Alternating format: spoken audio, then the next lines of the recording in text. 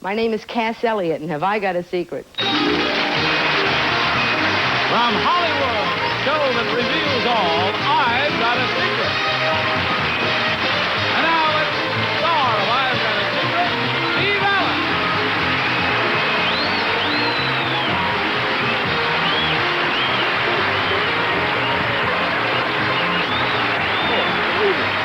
Welcome to I've Got a Secret. Tonight's panelists are a wild group. Very funny lady, great gamester or gamestress, Pat Carroll. His Eminence, Henry Morgan.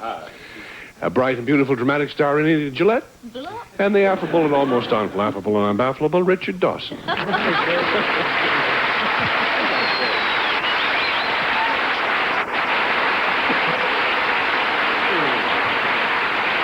Hey, before we start, we get thousands, literally, of secrets through the mail. And before we meet our first contestant, I thought you might get a kick, just briefly, out of a couple that we're not going to be able to use on the show.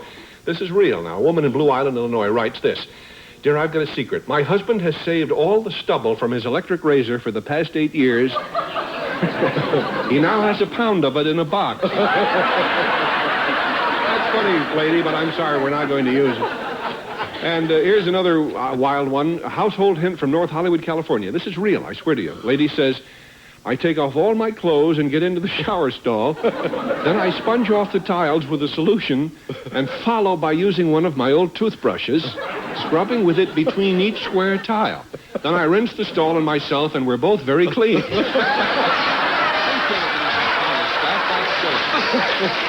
Steve, Yes, mister. speaking of writers, may I tell you that I had a beautiful gift given to me. I had your brand new novel, The Wake. Oh, And I'm looking forward to reading it because I understand it's based on your background. Well, so much for that, and thank you. We're going to get to a contestant. Thank you, Richard. Well, don't mention it. Now let's meet our next guest.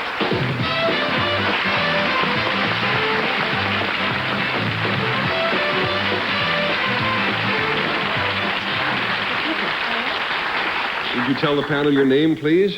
I'm Dorothy Elliot, And where are you from, Mrs. Elliott? Nevada, Iowa. Nevada. Looks like Nevada on paper, but it's called Nevada, for your information. And would you tell us your official position back there in Nevada? Well, I'm Story County Auditor, and I'm County Commissioner of Elections. The Iowa legislature panel redistricted Mrs. Elliott's area before the last election, as a result of which a new precinct was created. And although the precinct had 850 inhabitants, not a single vote was cast, as it turned out, for any candidate.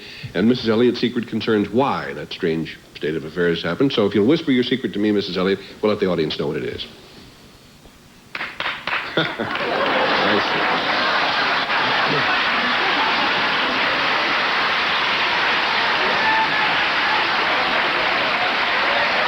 Okay, panel. Mrs. Elliott's secret, as we've told you, concerns why nobody voted in the new precinct. And we'll start the questioning with Pat Carroll. Miss Elliot, did it have anything to do with any electronic devices, as we have had problems locally with machines breaking down? You still do it by hand there in Iowa? Oh, no, we don't. We do it by machines, but this was... But it was not an electronic problem. No. With the redistricting, did they make the mistake of just cutting out this entire section? No, it was just divided. It was divided and did not conquer. Did it have to do with the people just not showing up? No. They did show up. So it was nothing that they did wrong. Nobody showed up. Does that confuse you? Did they give them the wrong day for the election? No, but those are all The way government goes, why not? very good thoughts indeed. You've eliminated a lot of things. Henry. All right. No, I was wondering, I don't know if this has been covered. Was the district still in your state? Yes. Mm-hmm. And the people did not show up, but you had your polling places open? Polling. Yes, the precinct is there, yes. Well, no, you use machines. Someone could have voted, yes. Yes. Yeah, everything was there. Mm-hmm. And you're waiting for the people, right? Yeah, sort of. What does that mean? It means I'm nervous. No, I just said that. Now, the people knew, of course, it's election day, That's and they knew where to go. All over the country it was happening, and in that immediate neighborhood, yes. Was there any kind of natural disaster, such as is happening here? No. Henry, Anita. They weren't all drunk or anything. I mean, it wasn't a big party all got smashed and, you know. No, that's 850 people? No, but it didn't have anything to do with illness of any sort. No? That they weren't all sick or anything. No, they were maybe a little overweight, but they weren't. Overweight. It's a hint for you. No, Out of the that's goodness of my heart. Oh, you're so sweet. And the badness of my spleen. Did it have something to do with overeating? Maybe. Overeat. What? It's up to you, Richard. Were they all aliens? It's a very reasonable question. I'm not surprised. Were they not allowed to vote? I mean, there's one state, isn't there, or a district of Columbia or somewhere? Well, you're from Iowa, aren't you? Right. I don't know where the heck I am in America. I'll give you an additional hint, which is an answer to your direct question. The 850 inhabitants are not allowed to vote. They are underage? No? Are they? They're not humans. That's right. Right. They're not Are they turkeys?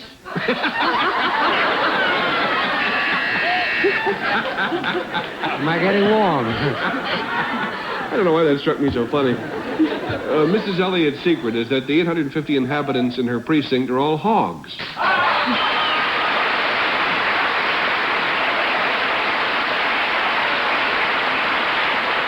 Yes, Henry. Now, I don't want to be, a big problem. I have never heard of any animal other than the human animal being referred to as an inhabitant. Well, now you have, Henry. 850 of them. That's ridiculous. I didn't know that hogs were voting.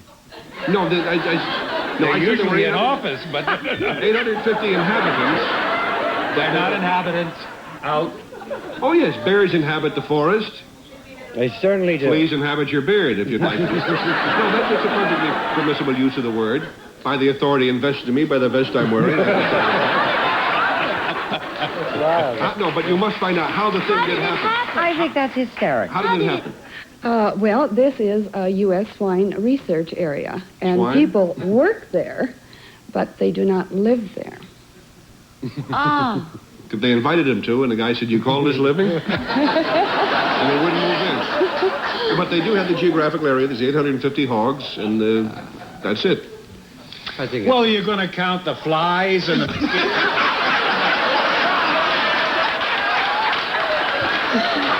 On an afternoon when we have nothing else to do, and wouldn't be a bad idea. He's chasing all the animals out the house. Go out and vote today.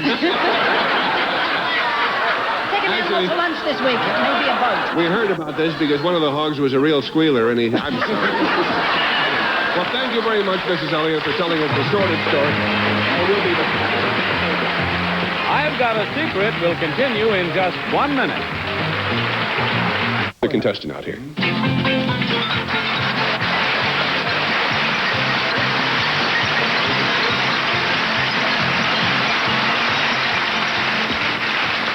Nice to have you with us, young fellow. What's your name? Joey Edwards, Joey Edwards. And how old are you, Joey? 8, 8. Where do you live? Arlington, Texas. Texas man, panel. Besides being a straight-A student in the 3rd grade, Joey also has a job, and that's what we want you to concern yourselves with, the secret involved, the job he does. Joey, if you'll whisper your secret to me, we'll let the world know what it is. Uh-huh. Very good.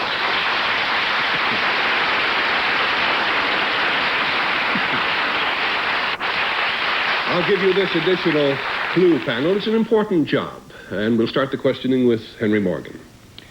Joey, do you work for any part of the government? No. By which I meant, state, city, national, none of that. No. Do you work for an organization that makes money? It's supposed to, isn't it? Yeah. Yeah, it's a money-making item. Now, Steve said that it's an important job. Do they pay you a lot? No. It's not that important. Do you do it? Are you taking a job that ordinarily is taken by a grown-up? Right. Does the fact that you're a straight-A student have much to do with the fact that you have this job? No. I would think, however, in all credit to Joey, that it does help a lot. Well, when you're doing whatever it is that you do you do it indoors? Right. Yes. Do you sit at a desk? Sit at a desk most of the time, do you? I would think so, yes. 1 down, 3 to go, Anita. Listen, Joey, I have an 8-year-old kid who I want to get to work. Do you have any more room there? Anyway, when you sit at a desk, you use your mind a lot, Joey. Yes. Use your brain. Do you use any math? No. No? But do you use one of the subjects that you learn in school? Yes. Does it have anything to do with science in any way? No.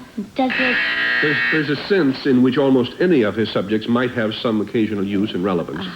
2 down, 2 to go. Richard? Yeah. Joey,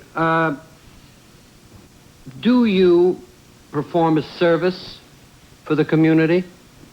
Yes. Do you work at a job do you answer telephones? Well, many of us do in the process of our work, but it's not what we're looking for. Just a second. What do you mean by that?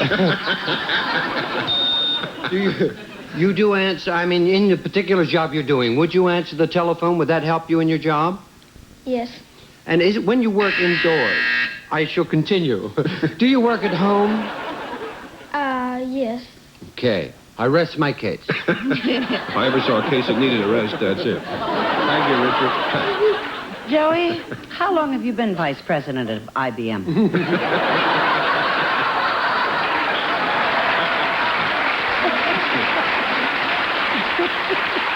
I'd like to know the age of your secretary immediately.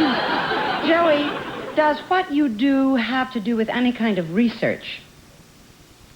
Answering questions that people call you in about. Having to... Only incidentally, wouldn't you say, Joe? Yeah. Does it have to do with thinking up things, ideas, creative things that you draw down, put down on paper? Yes. Well, that's it. That's what you do. You're on the right track, Pat. You were getting very close to it, I would imagine. Joey's secret is that he is really the editor of a national newspaper. Isn't that...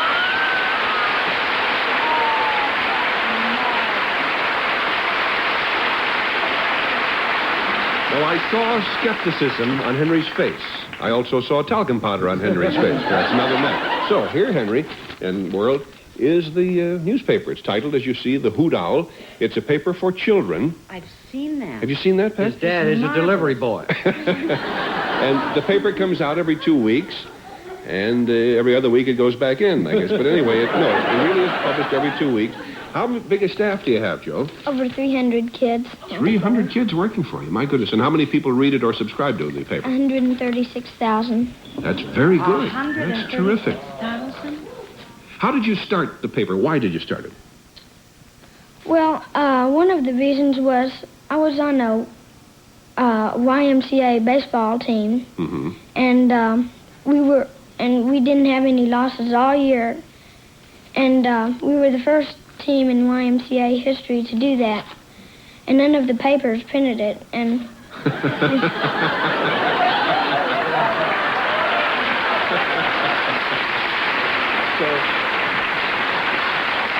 So he got bugged at that, and he started his own paper. Now he mentions that every week, probably. Well, Joey, there's a great deal more we wish we had time to talk to you about, but we don't have time. How much is the subscription to the newspaper? What's it cost for a subscription? $6 a year. It's well worth every minute of Right. it. Keep up the good work, Joey, and all your young friends, and thank you for joining us. We'll be back with our guest star, Cass Elliot, right after these messages. Celebrity, the popular TV and recording star Cass Elliot.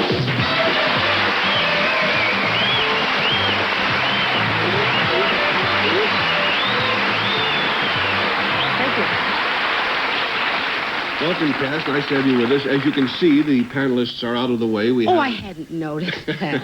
I see. Anyway, we put them into a soundproof room so that you could explain your secret without their hearing about it.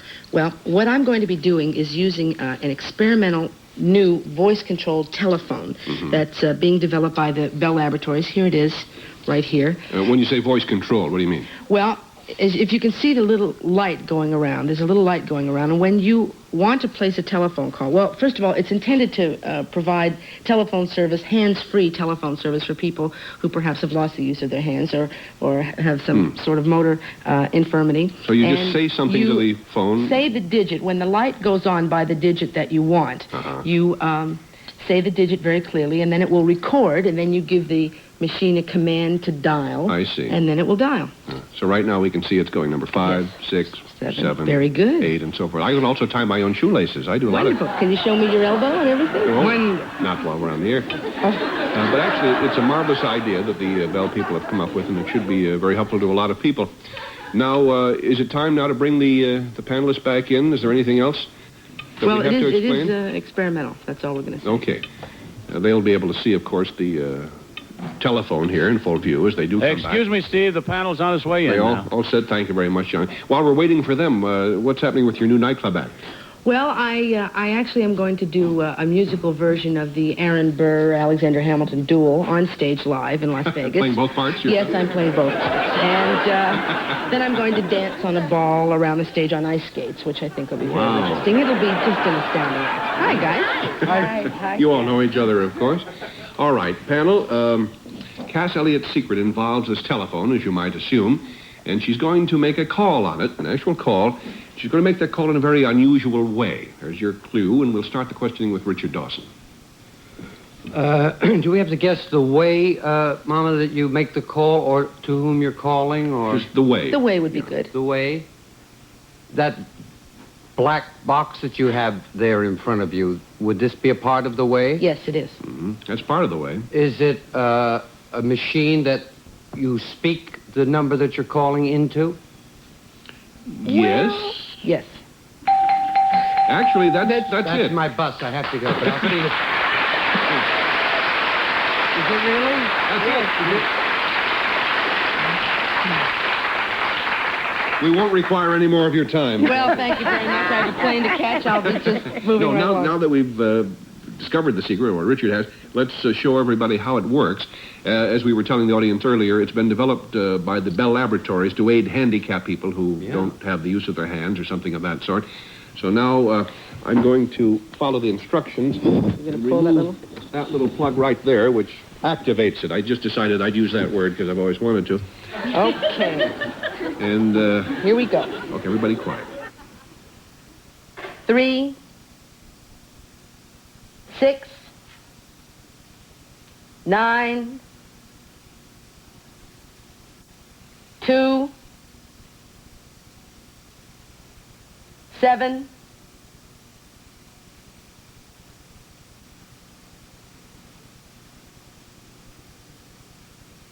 6,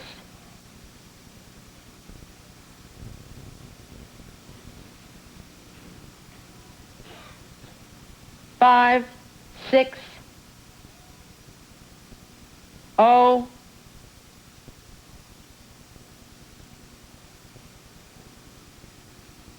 7, dial. I got bingo! Go.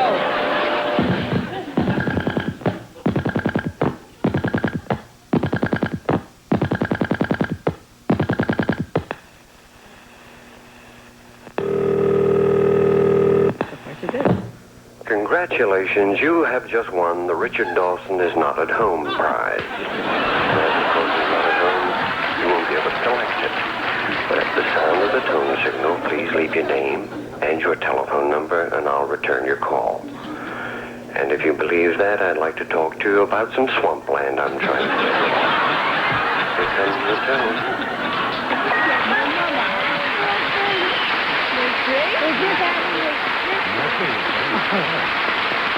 Now, is that wonderful?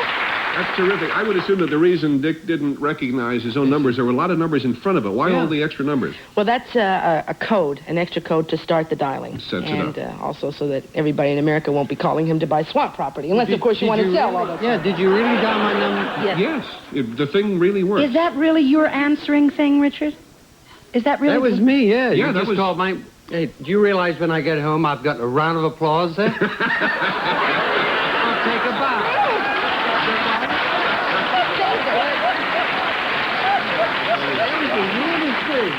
You have one of those answering machines at your and I house, put a right? different joke on there every day because most people get very uptight when the machine answers. For some unknown reason, you know, they say, it's one of those machines. And then they hang up and they call back very garbled. So I found if I put a joke on there, make them laugh. They were relaxed enough to say, oh, it's a machine. And then they...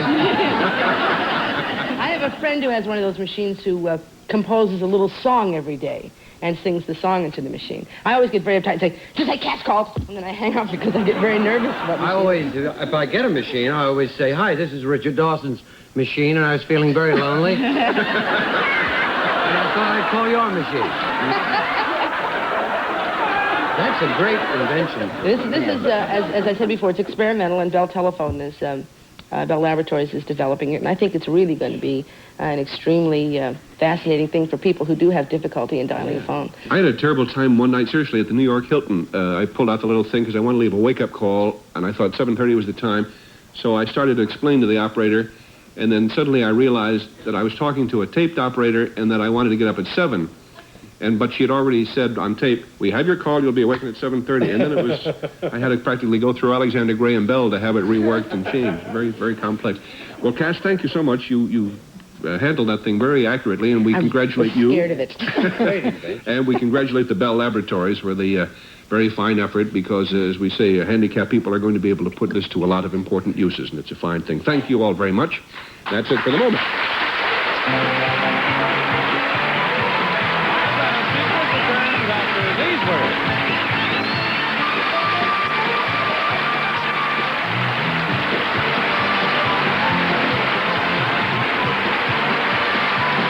This, we're going to try it again next week, aren't we, gang? Well, you speak for yourself. I'm going to New York. All right. See you all in New York. Bye-bye.